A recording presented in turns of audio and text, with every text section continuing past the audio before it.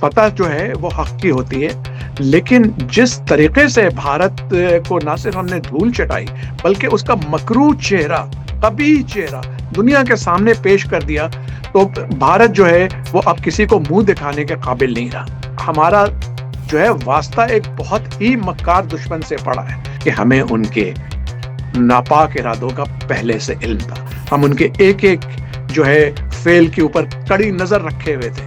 हमने इंतज़ार इसलिए किया क्योंकि अभी जंग छिड़ी नहीं थी। हम चाहते थे कि वो पहले हमला करे, फिर हम जवाब देंगे। दुश्मन को ये पता तो चल गया है, लेकिन अब वो उसका तोड़ तलाश कर रहा है। अब वो मज़ीद राफ़ाल खरीद रहा है, अब वो मज़ीद S-400 खरीद रहा है, और अब वो अमेरिका के पीछे पड़ा हुआ है कि हमें F-35 दे दो, या रूस के जिसके पास स्टेल्थ तैयारा है F-57। अस्सलाम वालेकुम नाज़रीन, मोहम्मद कज़ाफ़ी हूँ तो फिर हाजिर है नया दौर के प्लेटफॉर्म से। नाज़रीन, हमारे बड़े ही प्यारे गेस्ट SM हाली साहब हमारे साथ मौजूद हैं। अस्सलाम वालेकुम हाली साहब, क्या हाल है?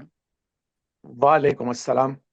हाली साहब, नया दौर की ऑडियंस आपको बहुत पसंद करती है। आपने जो हिस्टोरिक पिछली दफ़ा ईद के करीब एक पॉडकास्ट दिया, वो बहुत ज़्यादा लोगों ने देखा और बहुत, जिसे कहें कि लोगों ने हमें मैसेजेस भी किए और आपके हवाले से भी बहुत ज़्यादा पॉजिटिव चीज़ें हमने देखी। इसीलिए सोचा कि अब 1 साल हो गया मार्का हक को, और 9-10 मई हमारे लिए बड़ा इम्पोर्टेंट है। इसी हवाले से आपका आज हमने मदऊ किया और हम जानेंगे कि सर, आप इसको जो मार्का हक ऑपरेशन बुनियानुल मरसूस पाकिस्तान ने किया था, ऑपरेशन सिंदूर के मुकाबले में इसको कैसे देखते हैं, और इसमें क्या-क्या चीजें हैं जो हमें अब मजीद हमने इसमें ऐड अप कर ली हैं? देखिए, बहुत शुक्रिया। पिछले साल का आपने अच्छा हुआ याद दिला दिया। मैं तो इंतज़ार करते-करते रात को सो गया था। आपने मुझे जगाया था और आपने बताया मुझे कि हमला हो गया है, और अभी आपसे बात ही हो रही थी कि उसी दौरान हमने जवाबी कार्रवाई भी कर ली थी, जो कि दुनिया ने भी देखा। दुनिया ने कैसे देखा? सैटेलाइट से देखा, उनके इंटरनेशनल टीवी चैनल्स यहाँ मौजूद थे, और फिर हमने दुनिया को जब ब्रीफ़ किया तो दुनिया को पता चला कि हुँ। हमने क्या कारनामा अंजाम दिया है। याद आया आपको? बिल्कुल, बिल्कुल मुझे याद आ गया, याद आ गया है। बिल्कुल, बिल्कुल, बिल्कुल। ओके, तो आप दुरुस्त फरमा रहे हैं कि 1 साल गुज़र गया है, और 1 साल में बहुत कुछ हुआ है, और सबसे जो अहम बात ये हुई है कि हमने बुनियानन मरसूस और मार्का हक़ दोनों जो है, इस इनकी वजह से दुनिया में अपना सिक्का मनवा लिया कि अल्हम्दुलिल्लाह हम एक फ़आल ताकत हैं, और हम भारत का मुकाबला ना सिर्फ़ कर सकते हैं बल्कि उसको मुँह तोड़ जवाब दे सकते हैं। नंबर 2, कि भारत जो अब तक झूठ बोलता रहा है, झूठे और फर्जी जो है वो हमले कराता रहा है और हम पे इल्ज़ाम लगाता रहा है, पाकिस्तान को एक टेररिस्ट स्टेट बनाने के लिए कोशिश करता रहा है, कभी अक़वाम मुत्तहिदा के दरवाज़े पे जाता था, कभी अपने हुँ, हुँ, झूठे जो है क्रॉनिकल्स जो है उनके मदद से पाकिस्तान के खिलाफ उसने एक मुहिम चलाई हुई थी। लेकिन हुँ, अल्हम्दुलिल्लाह इस एक मार्के ने दुनिया हुँ, को हुँ, बता दिया कि बिल्कुल, झूठा बिल्कुल, कौन है, सच्चा कौन है। ठीक है? बिल्कुल, फतह जो है वो हक की होती है, लेकिन जिस तरीके से भारत को ना सिर्फ हमने धूल चटाई, बल्कि उसका मकरू चेहरा, कबीह चेहरा दुनिया के सामने पेश कर दिया, तो भारत जो है वो अब किसी को मुँह दिखाने के काबिल नहीं रहा। लेकिन बात ये है कि हमारा जो है वास्ता एक बहुत ही मक्कार दुश्मन से पड़ा है, जो कि चाणक्याई चालें चलता है, जो हिंदुत्व के हुँ, बताए हुए प्रचार जो है उनको लेकर के चलाता है। खुद भारत का हुँ, जो हुँ, वज़ीर आज़म है, वो हुँ, राष्ट्रीय स्वयं सेवक संघ, यानी कि जो एक हुँ, हुँ, मिलिटेंट ऑर्गेनाइज़ेशन है, जिसको कि अमेरिका के स्टेट डिपार्टमेंट ने भी मिलिटेंट करार हुँ, हुँ, दिया हुआ है, वो उसका बिल्कुल, कारसेवक यानी कि एक एक्टिविस्ट है। तो फिर इससे हुँ, हमें हुँ, क्या उम्मीद रखनी चाहिए कि इतनी मार बिल्कुल, खाने के बाद, इतने अपने चेहरे के ऊपर थप्पड़ खाने के बाद भी उसमें हुँ, जुर्रत ये है कि वो अभी भी हुँ, फ़ुज़ूल बातें कर रहा है और पाकिस्तान से बदला लेना चाहता है। अब आप आगे बिल चलें। बिल्कुल, बिल्कुल, बिल्कुल। अच्छा सर, दूसरा अगर हम इसमें देखें तो ये इसके अलावा जो पाकिस्तान ने 2025 में जो कारनामा, जिस तरह आपने बताया कि पाकिस्तान दुनिया में, पाकिस्तान का उससे बाद एक स्ट्रेचर बढ़ा और पूरी दुनिया ने किस तरह रिस्पेक्ट दी। और सर, उस दिन का हमने सुना है कि आपने भी मुझे बताया था कि हमने बहुत ज़्यादा, जितने हमने 6-7 राफ़ेल गिराए थे, उसके अलावा हमने कितने उनके राफ़ेल और चीज़ें टारगेट पे थी। अगर डोनाल्ड ट्रंप ना जंग बंद करवाता तो हम कितना नुकसान कर सकते थे भारत का। नहीं, नुकसान तो देखिए, बात ये है कि पाकिस्तान ने कभी भी जो है ना ना जंग को तूल देने की कोशिश की है, ना हम्म। पाकिस्तान ने कभी किसी जंग में पहल की है। ये तो बिल्कुल। जंग जब हम पे मुसल्लत की जाती है और जब हम्म। हमारे पास अपने दिफा के अलावा कोई चारा नहीं होता है। क्योंकि मैं आपको हम्म। थोड़ा सा याद दिला दूं कि 1948 में जब कायदे आजम मोहम्मद अली जिन्ना हमारे पाकिस्तान एयरफोर्स एकेडमी का उस वक्त जो है उसका स्टेटस जो था Pakistan royal Pakistan air force training school था, वहां तशरीफ ले गए थे और वहां विंग कमांडर असगर खान उसके ऑफिसर कमांडिंग थे, उन्होंने उनको रिसीव किया था। और कायदे आजम ने royal Pakistan air force training school को royal Pakistan air force training college का दर्जा दिया था। लेकिन वहां जो उन्होंने मार्कतुल आरा तकरीर की थी, उसमें उन्होंने ये बावर कराया था कि पाकिस्तान एयरफोर्स को एक ऐसी फोर्स होना चाहिए जिसका कोई सानी ना हो, सेकंड टू नन। और ये उस वक्त के विंग कमांडर असगर खान ने अपने दिल के ऊपर पत्थर की लकीर समझ के नक्श कर लिया था। और फिर जिस दिन वो पाकिस्तान एयरफोर्स के पहले पाकिस्तानी चीफ बने, उस दिन से उन्होंने कोशिश शुरू कर दी थी कि पाकिस्तान एयरफोर्स का कोई सानी ना हो। और उनके बाद जो चीफ आते रहे, ये एक दीवार थी जो खड़ी कर दी गई, उसमें हर एक आकर के एक एक ईंट लगाता गया। और 2019 हम्म। में जब भारत ने मक्काराना हमला किया था बालाकोट के ऊपर, और अगले दिन जो हमने उनको जवाब दिया था, तो उसके हम्म। बाद जो भारत को खिफत उठानी पड़ी थी। अभी बिल्कुल। नंदन को हमने अपना कैदी बना लिया था, एक मिग 21 हम्म। मार गिराया था, एक बिल्कुल। SU-30 मार गिराया था। और उसी फॉग ऑफ वॉर में, घबराहट में, हम्म। भारत ने अपना जंगी जो है यानी कि मिलिट्री हेलीकॉप्टर मार गिराया, जिसमें उनके 6 सीनियर अफसरान एयरफोर्स के हम्म। सवार थे।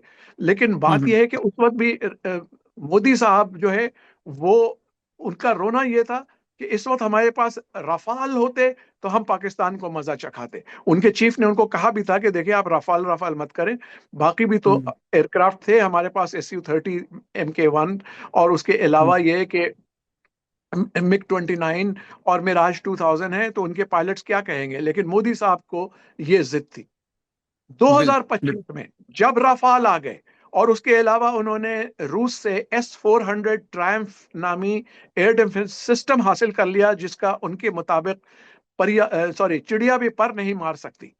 तो उस वक्त मोदी साहब की जुर्रत हुई कि वो एक और फर्जी हमला कहें पहलगाम के ऊपर कराया, और इल्जाम पाकिस्तान के सर पे थोप करके उन्होंने धमकी देनी शुरू कर दी। और आखिर उन्होंने 7 अप्रैल की शब को अपने इन्हीं रफाल तैयारों के साथ स्टैंड ऑफ मिसाइल लेकर के, बगैर हमारी सरहद अबूर किए, उन्होंने पंजाब के अंदर घुस करके, मतलब कि खुद तो नहीं घुसे, उनकी मिसाइलों ने निशाना बनाया मासूम बच्चों का, औरतों का, बूढ़ों का, जिसमें मदरसे थे, स्कूल थे, घर थे, मस्जिदें थी, इन सबको शहीद किया। और उनका ख्याल था कि अब पाकिस्तान को बहुत कारी जर्ब लगाई गई है। लेकिन उनको इल्म नहीं था कि हमें उनके नापाक इरादों का पहले से इल्म था। हम उनके एक एक जो है फेल के ऊपर कड़ी नजर रखे हुए थे। हमने इंतजार इसलिए किया क्योंकि अभी जंग छिड़ी नहीं थी। हम चाहते थे कि वो पहले हमला करें, फिर हम जवाब देंगे। और जैसे ही हमला करके वो पीछे मुड़े, उस वक्त उनके तकरीबन 70 से ऊपर जहाज थे और हमारे 27 थे।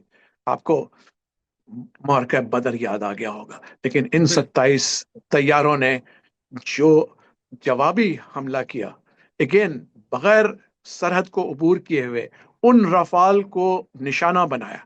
लेकिन 4 रफाल और एक MiG-29, एक SU-30 MK-1, एक मिराज, टोटल 7 जहाज उनके मार गिराए। और इससे ज्यादा भी हम मार गिरा सकते थे, लेकिन हुक्म ये था हुकूमत की जानिब से कि मामले को तूल नहीं देना है, सिर्फ इनको मजा चखाना है। और हम्म। ये इनके 7 जहाज गिर गए। झूठ वो बोलने लगे कि हमारा तो कुछ नहीं हुआ, लेकिन हमारे पास सारे सबूत थे। और उसके बाद उन्होंने 10 मई को दोबारा हमला करने की जुर्रत की। इस दफा उनके राफाल और जितने तैयारे थे उनको तो उन्होंने ग्राउंड कर दिया था और पीछे हटा लिया था। लेकिन अब के उन्होंने मिसाइलों से और ड्रोन से हमला किया। और हमने अब भी जो है सबर का जो है वो मुजाहरा किया।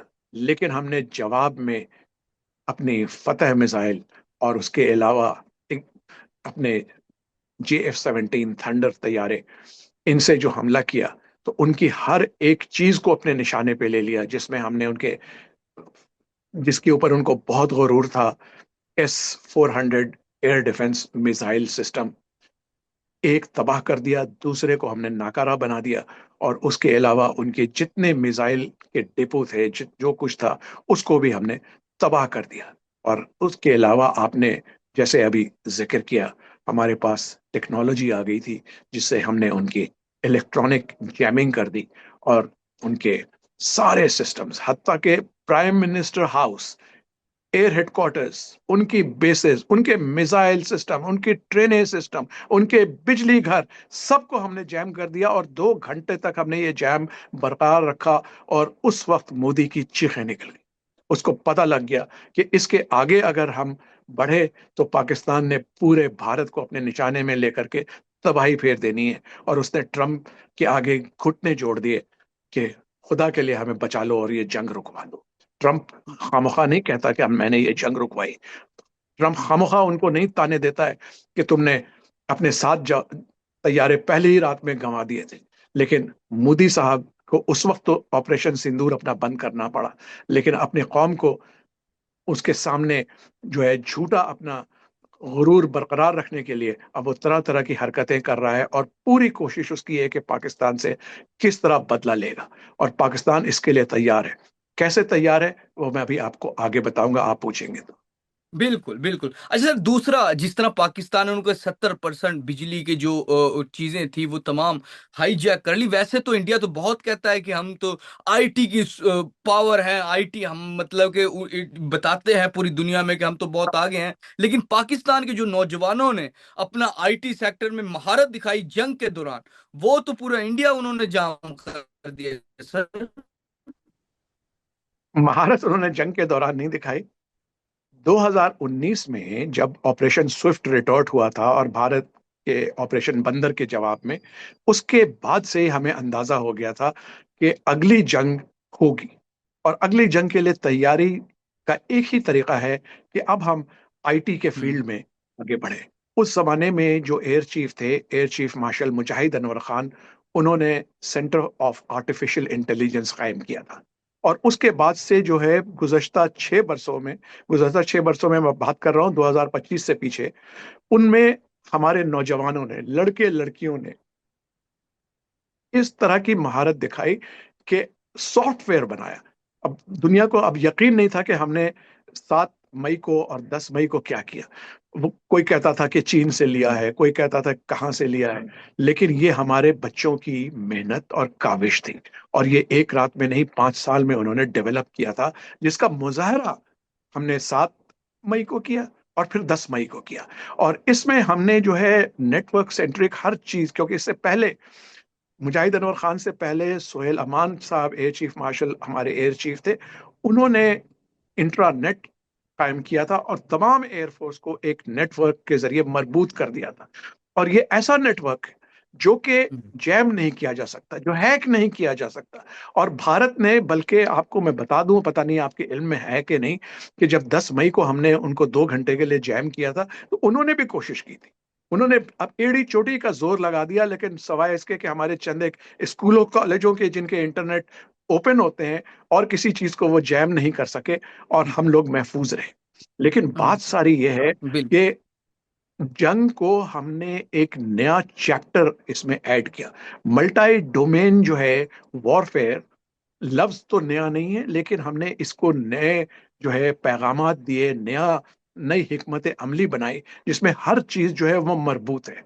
और उसमें हम दुश्मन को जब चाहें उसकी आंखें फोड़ सकते हैं, उसके कान बंद कर सकते हैं, उसको सुम्मुम बुकमुन उम्मियुन बना देते हैं, ताकि वो ना कुछ देख सके, बिल्कुल। ना सुन सके, और ना कोई हमला कर सके। तो दुश्मन को ये पता तो चल गया है, लेकिन अब वो उसका तोड़ तलाश कर रहा है। अब वो मजीद राफाल खरीद रहा है, अब वो मजीद S-400 खरीद रहा है, और अब वो अमेरिका के पीछे पड़ा हुआ है कि हमें F-35 दे दो, या रूस के जिसके पास स्टेल्थ तैयारा है F-57, उनके जो है खरीदारी के पीछे लगा हुआ है। लेकिन उसको ये सब करने में कम अज कम 4 से 5 साल लगेंगे। जो हमारे मरबूत बिल्कुल। सिस्टम है, जो सैटेलाइट के ऊपर मुनहसर है, जो कि उसकी रीच से बाहर है, उस तक पहुंचने में उसको बहुत देर लगेगी और इंशाल्लाह वो नहीं पहुंचेगा। लेकिन हमने इंतजार नहीं करना है। पाकिस्तान ने अपना बिल्कुल लोहा मनवा लिया 2025 मई में, और जिससे कि दुनिया ने तो बिल्कुल। देखा, और ना सिर्फ देखा बल्कि दुनिया को यह पता चल गया कि JF-17 थंडर ब्लॉक 3 जो हम्म है वो क्या चीज है, हम्म J-10C हम्म क्या चीज है, PLA हम्म 15 क्या चीज है, PL-15 क्या कौन सा मिसाइल है। और इन हम्म चीजों से ना सिर्फ ये कि दुनिया की शनासाई हुई, चीन को ये सहारा हुआ कि पाकिस्तान एयरफोर्स इन चीजों को इस्तेमाल कर सकती है और भरपूर तरीके से इस्तेमाल कर सकती है। तो बिल्कुल अब बिल्कुल। आने वाले दिनों में क्या होने वाला है। बिल्कुल। अच्छा सर, एक पाकिस्तान चीज मैं ने, यहाँ पूछता चलूं आपसे कि वो ये है हाँ, कि जो राफेल हमने गिराए थे, क्या उनके मतलब उनको कुछ नजर नहीं आ रहा था किस तरह, मतलब कि अचानक से एक फौज जो अपने आप को बड़ा कहती भी है, मानती भी है, एक उससे बहुत छोटी फौज आकर उनको इस तरह मतलब कि अंधा कर देती, उन्हें कुछ नजर ही नहीं आता, उनके राफेल को कुछ नजर ही नहीं आता, क्या किया था उस दिन? देखो पूरी टेक्निकल डिटेल में अब समझाऊंगा तुम्हें तो बात लंबी हो बिल्कुल जाएगी। आई एम श्योर कि आप बिल्कुल बिल्कुल, एयरफोर्स के शॉर्ट और शॉर्ट अफसरों से सर, भी सर बात शॉर्ट। कर चुके हैं।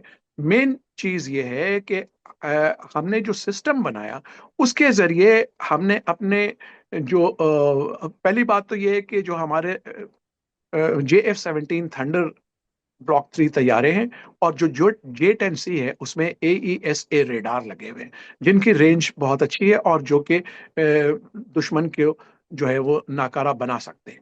दूसरे है कि हमने हम्म ऐसे सॉफ्टवेयर डेवलप किए थे, और फिर ये जो PL-15 मिसाइल है इसको हमने गाइडेंस सिस्टम ऐसा इसके साथ मरबूत किया था कि अगर दुश्मन उसको जैम भी करना चाहे तो उसके अंदर फिर भी जो है वो हम्म ऐसे सिस्टम लगे हुए हैं कि एक दफा आप अगर आप उसको लॉक ऑन कर ले, आमतौर पे अगर दुश्मन को ये पता चल जाए कि उसके पीछे एक मिसाइल आ रहा है, क्योंकि वो वार्निंग होती है, रेडार वार्निंग होती है, और वो वार्निंग दे देता है कि आप इस वक्त अपने दुश्मन के की जद में है, तो फौरन वो एक्शन लेता है। और एक्शन इस तरह से लेता है कि ज्यादातर ये मिसाइल हीट सीकिंग होते हैं, तो वो फ्लेयर्स छोड़ता है जो कि या दूसरी चीजें छोड़ता है जिनकी वजह से वो मिसाइल उनकी तरफ लग जाते हैं और असल अपने हदफ को छोड़ देते हैं। लेकिन हमारे जो सिस्टम्स थे उनमें हमने ऐसा लगाया था मतलब ये कि सॉफ्टवेयर, कि दुश्मन को पता ही ना चल सके। मुझे अफसोस भी आता है उनके ऊपर, क्योंकि आखिर वो भी माहिर पायलट है और और बेहतरीन दुनिया का जहाज था उनके पास। लेकिन जो उनका मुकाबला था वो ऐसी कुव्वत के साथ था कि उनको 9 सेकंड पहले जाकर के पता चला कि हम किसी के जद में हैं, और 9 सेकंड जो है वो जिंदगी और मौत के दरमियान बहुत कम फासला रह जाता है। उस वक्त वो कुछ नहीं कर सकते थे, और एक ही उनके पास रास्ता था कि वो तहस नहस हो जाएं और भस्म हो जाएं। बिल्कुल बिल्कुल। अच्छा सर, दूसरा सर, हम चाइना से भी कुछ सिस्टम मंगवा रहे हैं, और J-35 कुछ तैयारा जो हमारा हमारे जिसका जिक्र आपने ऑलरेडी कई दफा मेरे इंटरव्यूज में, मेरे शोज में किया है, उसकी क्या कहानी, और वो जो पाकिस्तान के पास आ जाएगा उससे हम कितना मजबूत हमारा दिफा हो जाएगा, और उसके अलावा कौन सी हमारे पास नई टेक्नोलॉजीज आ रही हैं? देखिए पहली बात तो ये कि ये जो तैयारा है 5th जनरेशन है, J-30। हम्म J-35, और इसके हम्म अलावा अमेरिका के पास इसके मुकाबिल F-35 है, और रूस के पास S-57 है।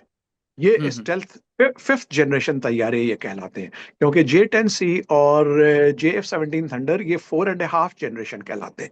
तो जो 5th जनरेशन तैयारा है वो उसके अंदर स्टेल्थ टेक्नोलॉजी लगी हुई है, यानी कि कोई रेडार कोई चीज उसको हम्म पकड़ नहीं सकती है। उसके ऊपर इस तरह की कोटिंग होती है और इस तरह की टेक्नोलॉजी होती है कि वो रेडार के ऊपर पकड़ाई नहीं देता है। और उसके अलावा उसके अंदर ऐसे प्लेटफॉर्म्स होते हैं कि जो कि बहुत ही लीथल होते हैं।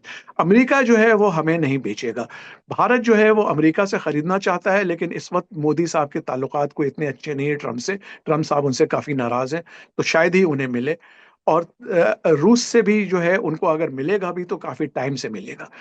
चीन के साथ ना सिर्फ हमारी दोस्ती है बल्कि हम आहनी भाई हैं। और दूसरे ये कि चीन को ये भी अंदाजा हुआ, क्योंकि जब हमने 2025 में चीनी साख्त का J-10C इस्तेमाल किया, और जिसके ऊपर PL-15 मिसाइल लगे हुए थे, और JF-17 थंडर भी चाइना और पाकिस्तान की ज्वाइंट जो है वेंचर है, तो उसमें भी यही मिसाइल लगे हुए थे। तो इनसे हमने दुनिया को बता दिया कि देखें ये बहुत ही कारामत किस्म का जो है वो हम्म हथियार है। आपको मैं बता दूं कि पेरिस एयर शो में एक दफा J10C को एंट्री नहीं मिली थी, क्योंकि पेरिस वालों ने कह दिया था कि आपका जहाज इस काबिल ही नहीं है। और पिछले हम्म साल जब ये जंग में हमने साबित कर दिया इस्तेमाल करके कि कितना कारआमद ये जहाज है, तो उसके बाद, उसके फौरन बाद पेरिस एयर शो होने वाला था, तो उसमें उन्होंने मिन्नतें की चीन की कि भाई खुदा के वास्ते ये जहाज भेजो, क्योंकि इसकी मांग बहुत बढ़ गई है। लेकिन हमारा हम्म ये फायदा हुआ कि JF-17 थंडर की दुनिया भर को जो है जरूरत पड़ रही है, और वो हमसे खरीदना चाह रहे हैं। लेकिन अब आपके सवाल की जानिब आता हूं कि चीन को चूंकि ये यकीन हो गया कि हम इस महारत के हामिल हैं कि हम बेहतरीन से बेहतरीन जहाज इस्तेमाल कर सकें, और दूसरी है कि हम चलता फिरता एक मार्केटिंग जो है वो हम्म कैंपेन है चीनी माल के लिए। तो उन्होंने वादा कर लिया हमसे कि हम हम्म आपको जो उनका स्टेल्थ तैयारा है J-35 वो देंगे, लेकिन वो एक पूरा पैकेज है, उसके साथ एक एवेक पैकेज भी है, और J-19 वो एयर डिफेंस सिस्टम भी है। तो ये इंशाल्लाह हमें इसी साल मिल जाएंगे, बल्कि साल के खत्म होने से पहले मिल जाएंगे। तो अभी हम्म भारत सोच रहा है, अभी भारत प्लान कर रहा है, और उसको 3-4 साल 5 साल लगेंगे। और राफाल के मामले में भी अगर आपको याद हो, तो मोदी हम्म साहब के ऊपर इल्जाम है कि उसके अंदर खुर्द बुर्द हुई थी, और जो उस वक्त के फ्रांस के वजीर दिफा थे, जो बाद में उनके प्रेसिडेंट भी बने, उनके ऊपर मुकदमा चला कि आपने हम्म, जो है इसमें खुर्द बुर्द की थी। तो इन सब चीजों की बिल्कुल वजह से भारत की साख भी खराब है, और भारत को अब जो फ्रांस की तरफ से नाराजगी है कि आपने हमारे state of the art Rafale को, जिसको आज हम्म तक कोई कुछ नहीं कर सका था, आपने पाकिस्तान के हाथों 4 तैयारे हमारे तबाह करवा दिए। तो हमारी बेइज्जती आपने की, और हमारे मार्केटिंग खराब करा दी, हमारे माल की जो है दुनिया में मांग हम्म, कम हो गई है। तो अब वो बिल्कुल मजीद राफाल उनको देने को तैयार है, लेकिन जो उनके कोड्स होते हैं वो भारत को नहीं दे रहे हैं, और भारत चीख रहा है कि जब तक आप वो कोड्स नहीं देंगे तो हम उनको इस्तेमाल कैसे करेंगे। तो इसलिए हम्म, भारत को अब कहीं से कुछ खरीदने में बहुत दुश्वारी होगी। लेकिन बिल्कुल अल्हम्दुलिल्लाह हमारा दोस्त चीन, हमारा आहनी भाई, ना सिर्फ तैयार है, बल्कि वो उसने हमसे वादा कर लिया है, और इंशाल्लाह अनकरीब हमें ये तैयारे भी मिलेंगे, और इसके साथ पूरा ये पैकेज मिलेगा जो मैंने आपको बताया, एवेक्स का भी हम्म और एयर डिफेंस सिस्टम का भी। बिल्कुल सर, जब ये स्टेल्थ तैयारा पाकिस्तान के पास आ जाएगा, और जिस तरह भारत में बहुत सारे लोग और उनके डिफेंस एनालिस्ट कहते हैं कि हम ऑपरेशन सिंदूर के बाद ऑपरेशन महादेव लॉन्च करेंगे, करने वाले हैं, इस तरह की खबरें हैं। अगर वो ऑपरेशन महादेव लॉन्च करते हैं या करते हैं, तो फिर जब हमारे पास स्टेल्थ तैयारा होगा J-35 चाइना का, तो फिर हम किस तरह का जवाब दे सकते हैं भारत को? ये असल में भारत को सोचना चाहिए। भारत की आदत है गीदड़ भभकियां देने की और बड़े बोल बोलने की। लेकिन गुज़श्ता कई बरसों से भारत खुद देख रहा हम्म है, और भारत, देखिए, मैं भारतीय जो एनालिस्ट हैं उनको भी सुनता रहता हूं। वो सब अपनी हुकूमत को और अपने आर्म फोर्सेस को ये मशवरा दे रहे हैं कि भाईजान, आप पाकिस्तान से पीछे रह गए। पाकिस्तान ने आपको हर फील्ड में मात दी है, जिसमें डिप्लोमेसी भी शामिल है। जब भी तो हमें माशाल्लाह सालिस जो है करार दिया गया है ईरान और अमेरिका हम्म की जंग में भी। लेकिन सबसे जो अहम बात है, जो उनके माहिरीन उनको बता रहे हैं, हम्म कि एयरफोर्स की टेक्नोलॉजी में और ये जो मल्टी डोमेन वॉरफेयर है, इसमें पाकिस्तान ने इतनी तरक्की कर ली है। और ख़ास तौर पे जब स्टेल्थ टेक्नोलॉजी इस खत्ते में आ जाएगी और सबसे पहले पाकिस्तान के पास आएगी, तो भारत जो है वो सिर्फ मार खाने के काबिल होगा और किसी नहीं।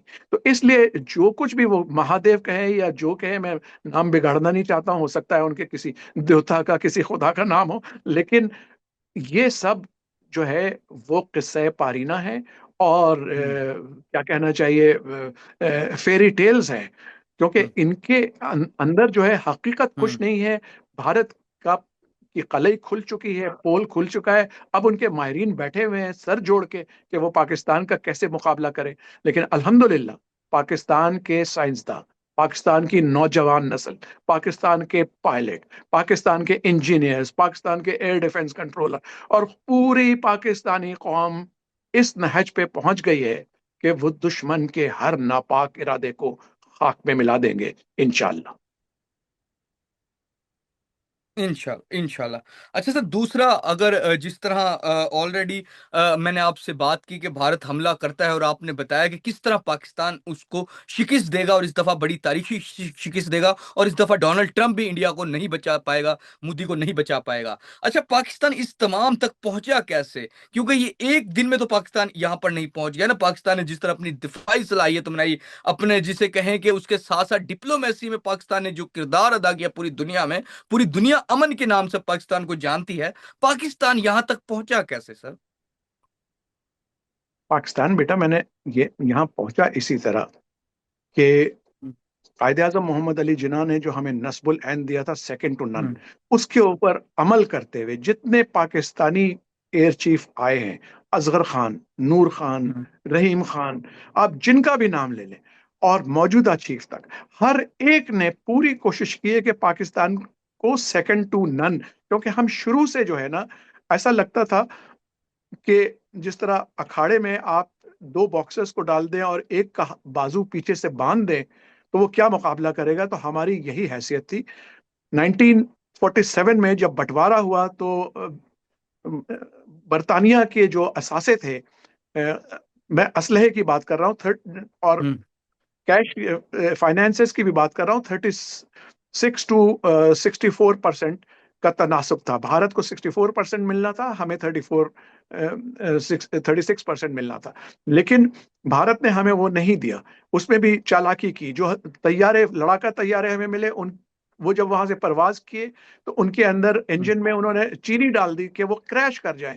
लेकिन बिल्कुल। पाकिस्तान को उस हालत में भी मिले, और फिर हर दौर में हमें, हमारे ऊपर पाबंदियां लगती रही हैं। अमेरिका हम्म। पाबंदी लगाता रहा है।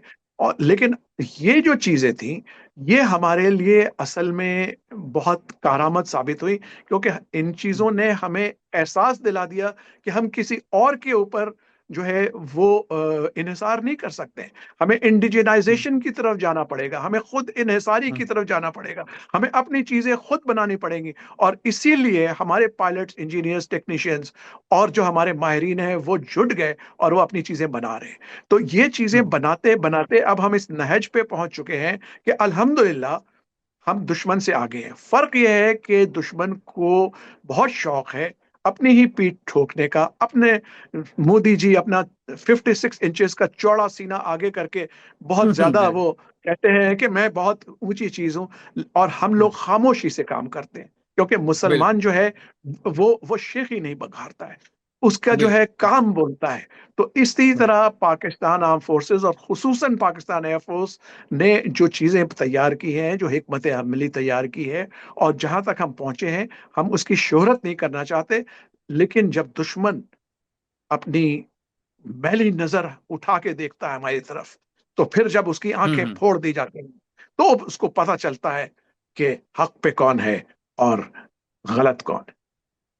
बिल्कुल बिल्कुल नाजिन, जिस तरह के एसएम हाली साहब हमारे साथ मौजूद थे, और जिस तरह उन्होंने एक प्रॉपर 2025 से लेकर अब तरह की पूरी जिस तरह हमने ऑपरेशन बुनियाद महसूस किया, जिस तरह हम टेक्नोलॉजी में बहुत मतलब कि छोटा बजट होने के बावजूद जिस तरह हमने पूरी दुनिया को अपनी महाराना सलाहियतें दिखाई हैं, ये एक बड़ी एजाज की बात है। और पूरी दुनिया में जिस तरह पाकिस्तान को डिप्लोमेसी के हवाले से माना जा रहा है, वो आपके सामने है। फिलहाल की नाजिन, मुअम्मर कजाफी को और सुल्तान महमूद हाली साहब को नया दौर से इजाजत दीजिए। खुदा हाफिज।